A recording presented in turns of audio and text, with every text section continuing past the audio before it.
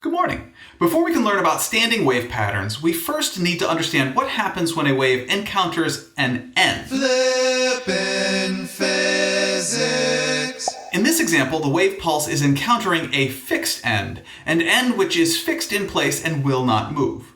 You can see the wave pulse is reflected and inverted. Reflected means it changes directions and comes back the other way. Inverted means the wave pulse is flipped upside down. The other option is called a free end. I wish I had a real example I could show you of a free end where the medium is able to move freely without friction. However, I was unable to find such an end. Therefore, I am using a physics education technology or PhET animation created by University of Colorado at Boulder to show you what a wave pulse encountering a free end would look like. You can see the wave pulse is still reflected, however, it is not inverted. So a fixed end causes reflection with inversion, and a free end causes reflection without inversion. Got it. Today's demonstrations will involve a string fixed at both ends. The left end is attached to an oscillator which will be oscillating up and down in simple harmonic motion at a known frequency. And the right end is at a constant tension which is caused by a constant hanging mass. Okay, let's turn it on and see what happens. That is a standing wave pattern. Cool. Yay. I don't get it. The string is just going up and down. And why is the display of the sine wave signal generator flashing? Okay, first let's deal with the fact that the display is flashing. Realize LCDs or liquid crystal displays like this are not always on. The display actually flashes, it's just that it generally happens too fast for our eyes to be able to see the flashing. Here is what the liquid crystal display looks like slowed down 32 times slower than real speed. Wow, the display is actually flashing instead of always on. That is weird. Okay, the flashing is pretty annoying, so I'm going to apply some video effects to get rid of the flashing of the LCD. Okay, let's watch what happens when I change the oscillator to 30 Hertz. And let's add a top view which is zoomed in to show the oscillator and the left half of the string. Remember, the oscillator is now moving up and down 30 times every second. Why isn't anything moving? That is a good question. Yeah. Wait a second. Look at the hanging mass in the lower right-hand corner. It's moving like this is a normal video. What? The frame rate of this video is 30 frames per second. Oh, so we are looking at 30 pictures of the demonstration every second, and the oscillator is going up and down 30 times every second. That means the oscillator and string return back to the same location 30 times a second, and then the video camera takes a picture of it. That looks weird. Which is why every video I show of the demonstrations from here on out will be 32 times slower than real speed. And now you can see what is actually happening in the standing wave pattern. Let's now put 3 different frequencies on the screen at the same time to better see the differences between the 3 standing wave patterns. You know, I still don't really get it. The string is just going up and down in all those examples. Okay, well, how about this? I will use some video editing trickery to add an echo of each wave pattern so you can better see the 3 standing wave patterns being created. Whoa, there are like different humps. Yeah, 1, 2, and 3 humps depending on the frequency. Right, but the string is still just going up and down. It's just there is a pattern showing how they go up and down. Dare I say a standing wave pattern? Absolutely, Billy. These are the standing wave patterns.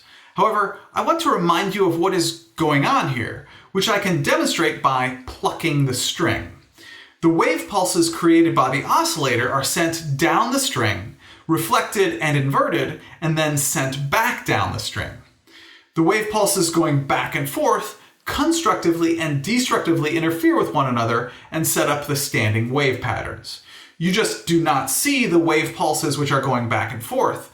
all you see is the resulting standing wave pattern, which is why I have created this animation to show you the wave patterns which constructively and destructively interfere to create the standing wave patterns. That's cool. What is that? I don't know. Actually, let's look at the individual parts of the animation. The blue periodic wave is moving to the right and represents the periodic wave which is being generated by the wave oscillator. The red wave is moving to the left and represents the periodic wave which is the result of the blue wave being reflected and inverted by the fixed end on the right. But the truth is that neither of those waves exists by themselves. What we actually see is the constructive and destructive interference of those two waves creating the black standing wave pattern. Now, let's pause the animation to discuss what happens at specific points.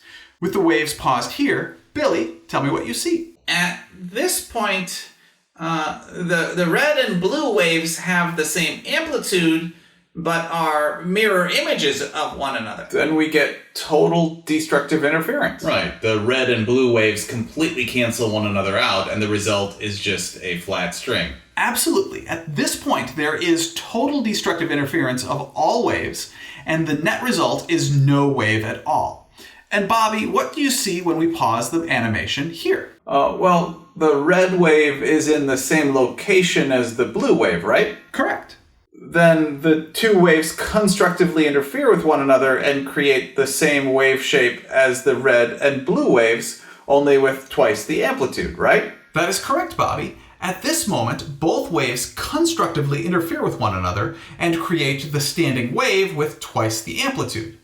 And Bo, what if we pause the animation here, which is somewhere between total destructive interference and all constructive interference? Okay, sure. So, if you pick any point along the hypothetical yellow dotted line... You can call that the equilibrium position.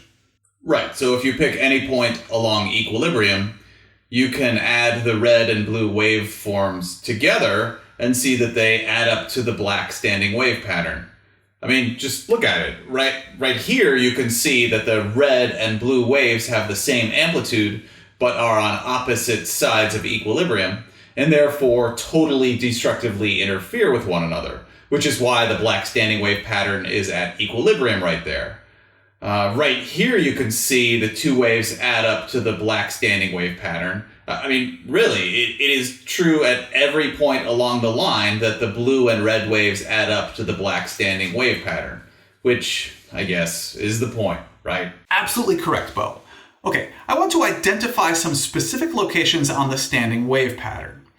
On this standing wave pattern, there are 7 locations of total destructive interference. Those are called nodes.